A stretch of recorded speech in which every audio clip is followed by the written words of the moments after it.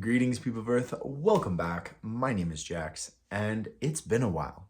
So, for context, this video is about basically like reorienting or getting yourself reintroduced into your life after something. In my case, it is after disappearing to Europe for 2 months, but this could be after an illness or after maybe you move jobs or move schools or, but basically, I want to talk about how interesting it is to basically leave your life behind for an extended period of time and then jumping back into it, and all the things that you kind of learn throughout this experience, because it's quite a unique experience. Like, it doesn't happen too often in our lives. Sometimes we'll go on a gap year or a big holiday, or like I said, we'll have some kind of sickness or problem going on, and you have to basically jump back into life and figure out everything and get back into the swing of everything. And this can even be after the holidays. We've just had Christmas and New Year, and all of us are figuring out where we're going and how we're moving forward and all of this kind of stuff. So I think a few of the interesting components to this idea. First of all, it's just the sheer number of things that you have to do. Like, initially you will be overwhelmed with seeing people, letting people know that you're back, reorienting and getting back into your routine. You'll have a whole list of things you have to do. They can be as simple as like putting your room back together and getting everything back to where it should be, or getting all of the little jobs that you needed to get done, going to the dentist, getting your hair cut. Like, you're sort of inundated with busybody tasks, tasks that aren't too time consuming, but there's just a lot of them and they all add up and they require a lot of bandwidth and figuring out, and also a lot of money, unfortunately. But you kind of have to just get back into the swing of that kind of stuff. And then furthermore, I think the more interesting thing is getting reacquainted with people in your life. So these are family and friends. So I've been away for 2 months, and my friend group is pretty good at staying in touch, but we don't talk every day. We don't talk every week. We will update each other and we will live our lives. And then when we get reunited, it's like no time passed at all. And we're back to day one, best friends forever, that kind of stuff. But it's also been 2 months, so a lot has changed. There are relationships that weren't there before. Some of my friends are dating. Some of my friends were single and are dating, and some of my friends were dating and now they're single. So that changes the dynamic quite a bit.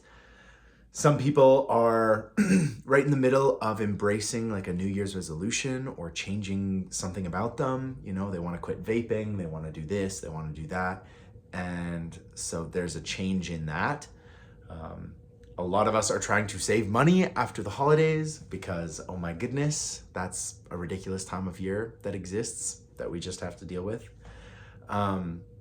So there's a lot to jump back into. And even with my family, who I contact on a daily basis when I'm away, a lot has changed. There's different furniture in my house because my brother has decided that, we want this and we don't want that. And, a lot's like different, and getting reacquainted and used to everything that you've been away for a while. Like, it's quite a stark difference. So there's some interesting aspects to this that, you basically get to decide if you're going to be the same person you were when you left. I find myself thinking about who I was when I first went away and went on vacation. I call it a vacation, but I was still working the whole time, so it was just kind of a different place to be while existing, which is awesome. And don't get me wrong, I love being able to do it.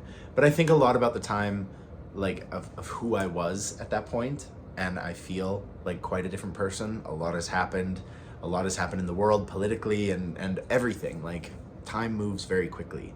So you kind of get to choose like the aspects of yourself that you'd like to emphasize or improve and work on. And especially in January, like, everyone is trying to do this, so you kind of have this added motivation and encouragement going in the air, which is really nice. Don't get me wrong. I love this. And I'm going back to the gym, which is awesome.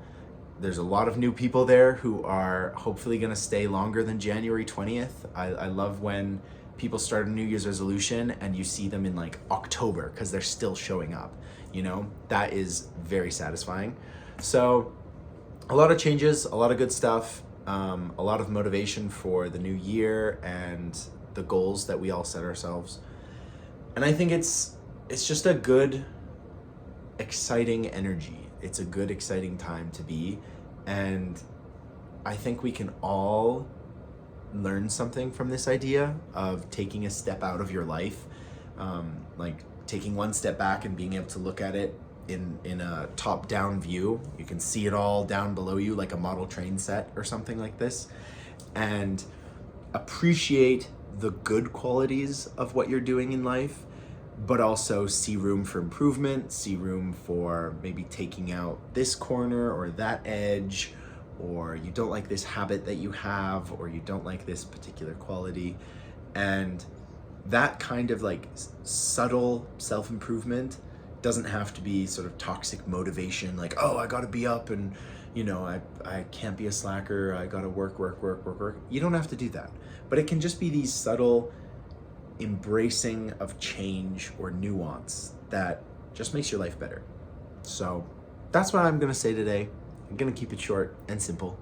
I'm very happy to be back. I'm excited for the new year and new content, new ideas, connecting with you guys. And again, I hope you had an amazing holiday, whatever it was. Happy holidays, Merry Christmas, whatever you celebrate. I hope it was lovely. And as always, I will talk to you guys tomorrow.